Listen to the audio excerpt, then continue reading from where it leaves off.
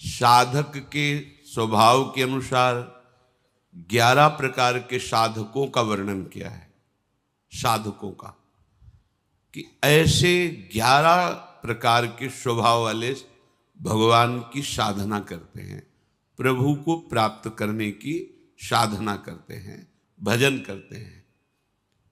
ये विषयी पुरुषों की नहीं, ये साधकों की। साधकों में भी 11 प्रकार के साधक हैं।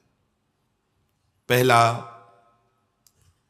प्रभु की प्राप्ति की बात सुनकर सत्संग शास्त्रों में कि जीवन का परम लक्ष्य है प्रभु का साक्षात्कार कर लेना, भगवत प्राप्ति करना,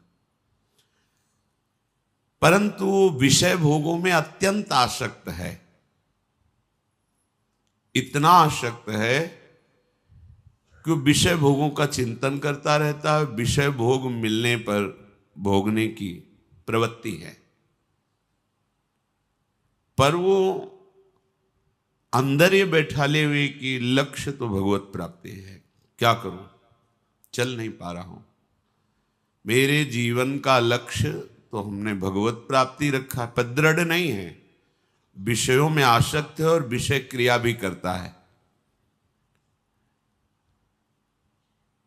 प्रभु का भजन भी करता है, पर उसका लक्ष्य मंद होता है, प्रबलता विषयों की होती है और भोगों में वो सुख भोगता है। पर वो ऐसा नहीं कि भजनहीन जीवन व्यतीत करे, तभी उसको साधकों की गणना में लिया गया है। इसे विषयी साधक कहते हैं। भगवत प्राप्ति अभी बहुत दूर है, बहुत दूर है, परमानंद की अनुभूति नहीं होगी। देखो, भजन नष्ट नहीं होता, पर भजन का प्रभाव नहीं होगा हृदय में। बीज है हृदय में, पर वो अंकुरित होना, पल्लवित होना, वृक्ष रूप धारण कर, ये नहीं हो पाएगा। हाँ, किसी जन्म में होगा, पर इस जन्म में ये जो स्वभाव बन गया है भोगों के प्रति महत्व बुद्धि, सुख बुद्धि और उसे भोगना, पर कहीं न कहीं हृदय में बात बैठ गई है कि जीवन का लक्ष्य तो भगवत प्राप्ति ही है। इसलिए कुछ भजन भी करता है, पर उसे भगवदानंद की अनुभूति नहीं होगी और भजन का प्रभाव प्रकट नहीं होगा। क्योंकि जैसे जैसे वो भोगों में लगेगा, वैसे वैसे वो भजन की जो वृत्ति उसने सत्संग और शास्त्र स्वाध्याय से प्राप्त की है, वो मंद होती चली जाएगी। और यदि कहीं साधु संग मिल जाए तो फिर भोगों की वृत्ति मंद होती चली जाएगी और दिव्यता आने लगेगी भगवत प्राप्ति के उत्साह की। दूसरा साधक वो विषय भोग और भगवान दोनों को बराबर रखता है। पहला साधक जो वर्णन हुआ वो भगवत प्राप्ति की चाह तो करता है, पर विषय भोग प्रधान है। दूसरा जो साधक है वो भजन भी नहीं छोड़ सकता और विषयों को भी नहीं छोड़ सकता। लगभग दूसरे में अधिकता पाई जाती है कि वो बैलेंस बना के चलना चाहता है कि ज्यादा जलन भी ना हो और भजन भी होता रहे। जब जो इंद्रियों ने मांग की, मन ने मांग की, वैसे ही भोग क्रिया की और भजन भी। बहुत समय लगेगा, समय बहुत लगेगा, रंग नहीं आएगा, अभी रंग नहीं आएगा भजन का। तीसरा साधक भगवान की प्राप्ति चाहता है, पर साधन में तत्परता न होने के कारण त्याग का उत्साह है, पर त्याग नहीं कर पा रहा। यहां भोगों की प्रधानता नहीं है, यहां भोगों और प्रभु बराबर नहीं है। वो प्रभु को चाहता है प्राप्त करना, पर साधन में तत्परता ना, जो गुरु प्रदत्त साधन है उसमें प्रमाद होने के कारण जो त्याग का उत्साह है वो त्याग कर नहीं पा रहा। करना चाहता है, नहीं, पर वो निकल नहीं पा रहा है। कारण साधन में तत्परता नहीं। तत्परता जैसी आज्ञा चाहे हुई है वैसे ही करना चाहिए, वो नहीं कर पा रहा है, अर्थात प्रमाद स्थिति। अगर प्रमाद स्थिति रहेगी तो साधन में तत्परता नहीं होगी। तत्परता का मतलब होता है उत्साह पूर्वक जो आज्ञा हुई उसमें दृढ़ता पूर्वक लग जाना। अब उसमें कोई विचार करने की जरूरत नहीं, जैसी आज्ञा वैसा जीवन। अब त्याग करने की जो बात है उसमें उत्साह भी है और बल भी है, और वो त्याग देगा, आगे बढ़ जाएगा। पर ये जो तीसरे स्वभाव का साधक है वो साधन में तत्परता ना होने के कारण त्याग किसको करना ये भी जानता है, त्याग का उत्साह भी करता है, पर वो त्याग नहीं पाता है, समय लगेगा। सत्संग साधन करते करते जब ये तत्परता आने लगेगी तब वो विषयों का त्याग कर देगा। चौथा, प्रभु को चाहता है, प्रभु से मिलूं, साधन भी करता है पर बहुत जल्दी ऊब जाता है। इतने दिन हो गए, कोई लाभ तो मिला नहीं, आनंद तो मिला नहीं, भगवान तो मिले नहीं, और मन भी बहुत जला रहा है भोगों के लिए। क्या करूं, भाग जाऊं क्या, छोड़ दूं क्या? ऐसे स्वभाव का साधक बिल्कुल ठीक नहीं। ये स्वभाव बिल्कुल ठीक नहीं। अगर आप ऐसे ही साधन से तत्परता पूर्वक लगे रहें, ऊबे ना, तो ये जो ऊबन देने वाली वृत्तियां ये नष्ट हो जाएंगी। आपका जो आंतरिक हृदय मलिन है वो निर्मल हो जाएगा, आपको आनंद की अनुभूति। ये बहुत नजदीक पहुंचा हुआ साधक है। ये जो ऊबना होता है बस ये हटने की जरूरत है। वो साधन में तो लगा ही है, त्याग की भावना भी है, भजन भी करता है, पर जो हृदय मन में विषयों के आकर्षण से जल रहा है वो उसे पचा नहीं पाता, विवेक कम होने के कारण। अगर विवेक प्रधान हो तो अंतःकरण से तटस्थ रहे तो उसको सहन कर जाएगा, फिर ये सब वृत्तियां खत्म हो जाएंगी, भस्म हो जाएंगी। भजन के द्वारा ये असत वृत्तियां भस्म होती हैं। पांचवा, प्रभु के लिए साधन करता है, तत्परता भी है, पर उससे संदेह है कि मेरे जैसे को भगवत प्राप्ति कहां हो सकती। बहुत बड़ी कमी। महापुरुषों ने कहा है, आशा बंधा समुत्कंठा, ये निरंतर आशा रहे कि मैं लगा तो हूं भजन में, लेकिन प्रियालाल अपनी कृपा से मुझे निश्चित प्राप्त होंगे, गुरु कृपा से निश्चित प्राप्त होंगे, धाम कृपा से निश्चित प्राप्त होंगे, इसमें बिल्कुल संशय नहीं होना चाहिए। पर पांचवें कोटि का जो उपासक होता है उसको ये विश्वास ही नहीं हो पाता इन बातों पर। साधन भी करता है पर उसको लगता है कहां मेरे को भगवत प्राप्ति होगी, नहीं होगी। ये कुछ परमार्थ मार्ग ऐसा है कि यदि आपने ऐसा सोच लिया तो नहीं होगी। जब गंगा किनारे भ्रमण कर रहे थे तो हरिद्वार के एक महापुरुष, उनका लाल स्वामी नाम था, वो एकांत सेवन कर रहे थे। उनके पास जब दर्शन करने के, वो खेचरी मुद्रा में अधिक समय तक रहते थे। योग की एक खेचरी मुद्रा है, उसमें वो रहते थे। रात्रि में समय दिया उनके शिष्यों ने कि आप आके वार्ता कर सकते हैं। रात में 10 बजे के लगभग गए, प्रणाम। बड़ा ही मृदु स्वभाव, अमृतमयी वाणी, गंभीर भगवत स्वरूप। तो उन्होंने डायरी लेके गए थे कि कोई शब्द भूल ना जाए, बाहर निकलती तुरंत लिखना। महापुरुषों के वचन अमृत होते हैं। उस समय हमारी समझ में ना आवे, पता नहीं कब समझ में आवे, इसलिए वो शब्द रख लेना चाहिए। उन्होंने कहा, जैसा तुम सोचोगे वैसा ही बन जाओगे, जैसा बनना है वैसा सोचना प्रारंभ करो। पहला शब्द उनका था। दूसरा शब्द, जैसा तुम सोच रहे हो, जो तुम बनना चाहते हो, उसके अनुसार जो सिद्धांत है उस पर चलो, एकांत सेवन करो। जो विषय बाधा देने वाले हैं उन पर विजयी हो तो भी उनका संग न करो, उन पर विजय प्राप्त कर चुके हो तो भी उनका संग न करो, क्योंकि जीता हुआ मन भी कभी कभी विषयों में फिसल जाता है। संयोगवशात मरा हुआ मन भी जीवित हो जाता है, इसलिए सावधान रहो। छठवां, प्रभु के लिए पूरी तैयारी कर रहा है, साधना कर रहा है, विश्वास भी है, पर अपने शने संबंधियों को नहीं त्याग पा रहा। छठवां ऐसा साधक होता है, साधन में भी लगा है, बस वो अपने शने संबंधियों, रिश्तेदारों को नहीं त्याग पा रहा। वहीं से भोजन चल रहा है, वहीं से वास व्यवस्था चल रही, उनका मिलना जुलना आना जाना सब वैसे ही।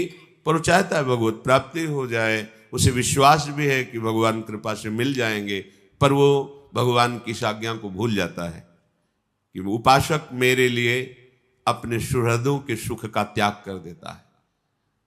जैसे महाप्रभु हरिवंश चंद्र जी कहते हैं कि इस मार्ग में सहजानंद बरसाने वाली स्वामी जी के चरणों का आश्रय दृढ़ करने के लिए अपने परिवारजनों के द्वारा प्राप्त हुए सुख का त्याग, अर्थ के द्वारा प्राप्त होने वाले सुख का त्याग और बड़ी बड़ी साधनाओं के द्वारा प्राप्त होने वाली सिद्धि सुख का त्याग, ये स्नेह संबंध त्याग करने के लिए बहुत जगह आज्ञा प्राप्त है। तात मात सुत दार देह में मति अरुझय मति मंदा, हित किशोर को है चकोर तू लख वृंदावन चंदा। जननी जनक बंधु सुत दारा तन धन धाम सुहृद परिवारा, सबकी ममता ताग बटोरी मम पद मन ही बांध बर डोरी। ये कमी रह जाती है उपासक में। जो छठवें स्थिति का साधक है वो भजन भी करता है, तत्परता भी रखता है, पर अपने पारिवारिक रिश्ते सने संबंधियों का त्याग नहीं कर पाता, इसलिए समय लगेगा। सातवें, प्रभु के लिए विश्वास है, भरपूर त्याग है, साधन में तत्परता है, पर सम्मान और बड़ाई प्रिय है। वो अपना सम्मान चाहता है, दूसरों से अपनी बड़ाई प्रणाम नमस्कार कीर्ति चाहता है। फिर समस्या है, फंस गया। अभी भगवत साक्षात्कार बहुत दूर है, क्योंकि शरीराभिमान पुष्ट होता रहेगा। भगवत प्राप्ति के लिए सम्मानम कल्याति घोर गरलम, ये जो सम्मान है ये विष है, ये अमृत पान के लिए जो हमारा हृदय तैयार हो रहा है उसमें बाधा पहुंचा देगा। जब कोई अपने को प्रणाम करे तो तत्काल भगवत भावना कीजिए, प्रभु क्या लीला कर रहे हो, अंदर ही मन में सोचकर मानसिक प्रणाम कीजिए। अगर ऐसी भावना नहीं बन पा रही तो आपके गुरुदेव का प्रणाम हो रहा है, आपको नहीं, क्योंकि आपकी कंठी तिलक माला नाम मंत्र उपासना गुरुदेव का है और इसी को तो प्रणाम कर रहे हैं, तो वो गुरुदेव को प्रणाम कर रहे हैं, अपने को नहीं। ऐसी भावना दृढ़ करें। आठवें, प्रभु पर विश्वास है, त्याग की भावना प्रबल है, पर वो अपने गुरु प्रदत्त मार्ग में चलता नहीं, बदलता रहता है, अपनी वृत्तियां बदलता है, कभी ये कभी वो कभी ऐसे। गुरु प्रदत्त, अब भी भगवत प्राप्ति में अंतराय है। प्रभु पर विश्वास है, त्याग भी है, पर वो गुरु प्रदत्त उपासना में दृढ़ नहीं, बार बार मन बदलता रहे, कभी ये पढ़ा कभी वो पढ़ा, कभी ये अनुष्ठान कभी वैसे चला, ऐसा नहीं। सांगो पांग उपासना, गुरु प्रदत्त नाम, गुरु प्रदत्त मंत्र, गुरु प्रदत्त कंत अर्थात इष्ट, गुरु प्रदत्त ग्रंथ, एक सांगो पांग उपासना में मन को समाहित कर दिया, बात बन गई। नवा, प्रभु पर विश्वास है, त्याग है, साधन में तत्परता है, पर लक्ष्य दृढ़ नहीं कर पा रहा। हम श्यामा श्याम के श्री चरणारविंद के निज सेवक हैं, हरिवंश बलिदास रसिक अनन्य शान बजायो एक श्याम श्यामा पद प्रीति। बस श्री हरिवंश चरण निज सेवक बिचले नहीं, छाणी रस रीति। चाहे लाभ आवे चाहे हानि आवे, अब तो बेल फैल गई जाने सब कोई। बस दृढ़ निष्ठा, मन क्रम वचन त्रिशुद्ध सकल मत, हम श्री हित हरिवंश उपासी। दृढ़ता, लक्ष्य की दृढ़ता। विभिन्न प्रकार के भगवान की उपासना पद्धतियां हैं, बहुत से भगवान के लीलावतार हैं, बहुत से भगवान के नाम हैं, ऐसे ही भक्त हैं, सब वंदनीय हैं। पर हमें प्रियाजू ने जिस मार्ग में चयन किया है, हम तो जानते भी नहीं थे मार्ग, इस मार्ग को प्रियाजू ने चयन किया, प्रियाजू ने अपने चरणों की शरण दी है, प्रियाजू ने हमें मार्ग दिया। अब हमको अपनी मनमानी नहीं करनी। अब जो कहें करें हम सोई, आयस लिए चले निज दासी, मन क्रम वचन त्रिशुद्ध सकल मत, हम श्री हित हरिवंश पासी। दृढ़ता, ये मनमानी आचरण करने वाले कृपा की अवहेलना करते हुए दिखाई देता है, दुर्गति दिखाई देती है, पर पकड़ नहीं सकते। क्यों? क्योंकि देहाभिमान इतना पुष्ट है कि जो भी बोला जाएगा उसका प्रतिकूल भाव आएगा, रास्ता ही खत्म। ये रास्ता श्रद्धा से चलता है। प्रथम हृदय श्रद्धा जो करे, हमारी बात पर श्रद्धा, हमारे उपदेश पर श्रद्धा, दिए गए भजन सिद्धांत पर श्रद्धा, मार्ग पुष्ट है, चले जाओ, गिरोगे नहीं, हर समय गोद में रहोगे। पर वो देहाभिमानी अपनी मनमानी आचरण करने के कारण वो लक्ष्य में दृढ़ नहीं हो पाता है। 10वां,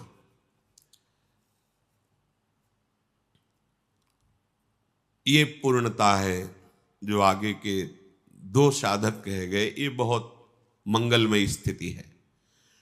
प्रभु की प्राप्ति की चाह नहीं, असह वेदना, क्षण भर के लिए भी प्रभु का विस्मरण नहीं, प्राण देने के लिए तैयार है। बस कैसे मिले, कहां जाऊं, किससे कहूं, असमर्थ हूं, वो अंदर की स्थिति, क्या करूं, किससे कहूं, वो कौन सा आयोग करे, मेरी इस बात को कौन समझे, प्रभु कैसे मिले, असह्य हो रहा है, वेदना उसके हृदय में। एक पल के लिए भी प्रभु का विस्मरण नहीं, प्राण फूलों की तरह लिए तैयार है कि अगर प्राण देने से प्रभु मिल जाए तो अभी प्राण ले लो। ये है महामहिम स्वरूप, उपासक का ये महामहिम स्वरूप है। अहो भाग्य जिसके हृदय में प्रभु के लिए पीड़ा पैदा हो गई है, व्याकुलता पैदा हो गई है। 11वां, ये उसके ऊपर की बात है, ये आखिरी बात है। बड़े आनंद में निमग्न होकर प्रतिपल भजन में डूबा हुआ है, कोई चाह भी नहीं रहेगी, कोई चाह, ये आखिरी बात है। हर समय एक आनंद की भारी उमगन है, निरंतर भजन के रूप ध्यान में चिंतन करता डूबा, कोई चाह नहीं, मिलो ना मिलो कोई चाह, नरक भेजो स्वर्ग भेजो कोई चाह नहीं, ये सबसे आखिरी स्थिति। कोई कामना नहीं, न लोक की न परलोक की, भजन केवल भजन के लिए, भजन जीवन बन गया है। प्रभु ऐसे उपासक से दूर थोड़ी रहते, ऐसे ही उपासक के साथ लीला करते हैं, वो लीला पात्र बन जाता है। इसमें कोई चाह नहीं रह गई, भगवान मिले दर्शन, ये सब बहुत दूर बात हो गई। भजन जीवन, प्रतिपल उमंगन, और भजन ही चल रहा है, बस भजन के लिए भजन, भजन ही जीवन। तो वो प्रभु का दर्शन नहीं, प्रभु के संग में लीला पात्र बनकर वो प्रभु के संग खेलता है, ऐसा उपासक। ऊपर जो साधकों की स्थिति बताई गई उसमें 4 विभाग किए गए। पहला है मंद साधक, मृदु, इसमें उत्साहहीनता रहती है भजन के प्रति। जो मंद साधक है वो प्रतिभाहीन होता है, कांतिवान नहीं है, प्रसन्नता नहीं, ये कैसे बुझा हुआ सा जीवन। गुरु के वचनों में तर्क वितर्क करके अपनी बुद्धि के अनुसार चलने की चेष्टा है मंद साधक। जैसी आज्ञा वैसा नहीं, उसमें अपनी मनमानी लगा लेना, दुष्कर्मों से भी कोई परहेज नहीं, ज्यादा अधिक भोजन में प्रियता होना, जनेंद्रीय भोग प्रधान होना, चित्त में चंचलता रहना, कोई भी सेवा साधन से बचने का स्वभाव होना, तुरंत उत्तर वो हम तो बचने का स्वभाव होना, और ब्रह्मचर्यहीन होना, हृदय में कठोरता, निर्दयता होना, पर साधक है, चल रहा है, इसे मंद साधक कहते हैं। दूसरा मध्य, ये जो 11 साधक बताए गए इनमें से 4 विभाग किए गए। दूसरा मध्य साधक, सर्वत्र समबुद्धि करने की चेष्टा करना, मध्य साधक। कितना भी उसे कोई सताए, क्षमा का भाव रखना, हमारे पुण्य क्षीण ना हो, पुण्य बढ़ते रहें, ऐसी अभिलाषा रखना, प्रिय बोलना, गुरु के वचनों पर विश्वास रखना, हर कार्य को चतुरता पूर्वक करने की भावना करना, अच्छे से कार्य हो जाए, पर भोगों में प्रियता होना, अच्छा लगता है, अच्छा भोजन, अच्छा सब, विलासिता। इस दोष के कारण साधक अच्छा है, पर वो अभी उत्तम दशा में नहीं आया, मध्य स्थिति में है। अधिमात्र साधक उत्तम दशा को प्राप्त, स्थिर बुद्धि होना, नाम में, रूप में, लीला में, धाम में, गुरु उपदेश में, जो सुना वैसे का वैसा पकड़ लिया, कोई मन की बात उसमें नहीं लगाई। मनोलय, साधन में लगना, मनोलय कहते हैं जैसे हम नाम जप कर रहे हैं और मन भाग रहा है, दुनिया का चिंतन, दुनिया की बातें, ये नहीं, वो मनोलय। जो नाम जप रहा है तो नाम में ही डूब गया, सब भूल जाता है। जैसे मंत्राकार वृत्ति एकदम चल रही, फिर खोजने में भी कोई बात नहीं आएगी, क्योंकि खोजने वाला तो मंत्र में लगा हुआ है। ये लय के प्राप्त हो रहा है, सब विस्मृत होता जा रहा है, केवल मंत्र सामने है, लय को प्राप्त, ना मनोराज्य हो रहा है, ना कोई अन्य चिंतन हो रहा है, उसी में लय हो रहा है, मन उसी में डूब रहा है। जो अधिमात्र उत्तम अवस्था का साधक है, स्थिर बुद्धि वाला और मनोलय वाला, मन को लय कर रहा है, जो साधन में कर, सेवा में तो डूबा हुआ सेवा, वाणी में तो डूबा हुआ वाणी गायन, और वीरशाली अर्थात ब्रह्मचर्य पुष्ट, दयाशील, क्षमावान, सत्य बोलने में, गुरु सेवा परायण में परम प्रवीण, नियमित रूप से प्राप्त हुई गुरु प्रदत्त साधना में महाबुद्धि योग, अर्थात बिल्कुल वैसे ही चलना, बिल्कुल मनमानी नहीं, ऐसा साधक अधिमात्र साधक है। ये बहुत कम समय में सिद्धि प्राप्त कर लेगा। और अधिमात्रतम साधक, अब ये सर्वोत्तम साधक, वो उत्तम साधक और ये सर्वोत्तम साधक, हर समय महाबल का अनुभव होना, विषय त्याग की बात क्या, प्राण त्याग भी उसके लिए एकदम तिनके के समान है। महान उत्साह हृदय में रहना, उत्कंठा एकदम, जैसे कई बार सत्संग में कहा कि मैं कैसे बतावें, जब उपासक प्रभु में पूर्ण शरणागत हो जाता है, पूर्ण शरणागत, तो हृदय में ऐसा उत्साह होता है, ऐसी फूलन होती है।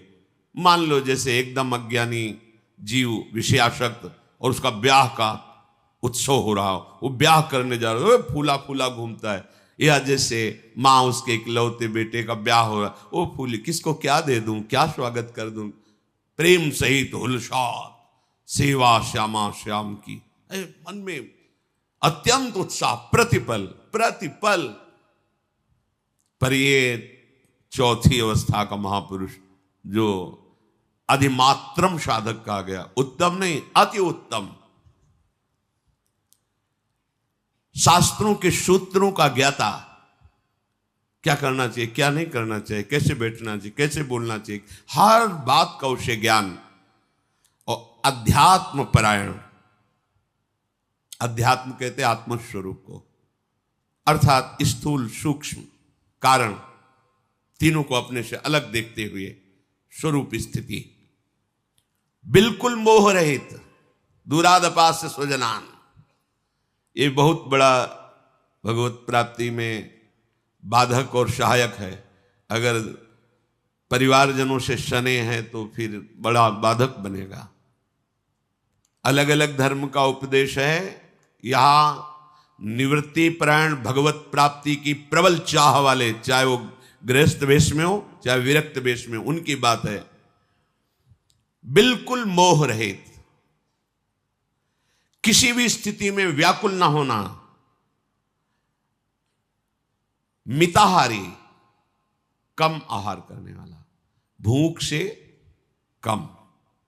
भूख है 10 रोटी की, जितने कम से काम चल जाए। शरीर की दिनचर्या चलनी चाहिए, ब्रह्मचर्य ठीक रहना चाहिए, निरंतर भजन होना चाहिए, इसके लिए आहार चाहिए, उतना ही आहार। और कोई चाह नहीं, जैसा मिल गया उत्तम मध्यम, उससे कोई मतलब नहीं कि क्या है। आहार है प्राणों का, मैं उसे भोग नहीं रहा हूं, प्राणों के पोषण के लिए आहार को डाल रहा हूं। स्वाभाविक इंद्रियों का अंतर्मुख रहना, विशुद्ध आचरण, प्रतिकूल से प्रतिकूल परिस्थिति में अनुकूलता का अनुभव करना, यह सर्वोत्तम साधक का लक्षण। सदा संतुष्ट रहना, संतुष्ट है इनके इनवा, कैसी भी परिस्थिति है, हृदय शांत है, प्रसन्न है। निर्भय होना, कभी उसे भय नहीं प्राप्त, भय उसी को प्राप्त होता है जो अधर्माचरण करता है। सुशील, और अपने भजन साधन स्थिति को गुप्त रखने का स्वभाव। भजन साधना स्थिति, उसे गुप्त रखने का स्वभाव, कोई पकड़ न पावे किस स्थिति का कितना। जैसे समुद्र की कोई थाह लेना चाहे नहीं ले सकता, ऐसे ही अति उत्तम साधक की कोई थाह लेना चाहे उसकी गंभीरता की थाह नहीं पा सकता। है क्या चीज, कोई समझ नहीं सकता।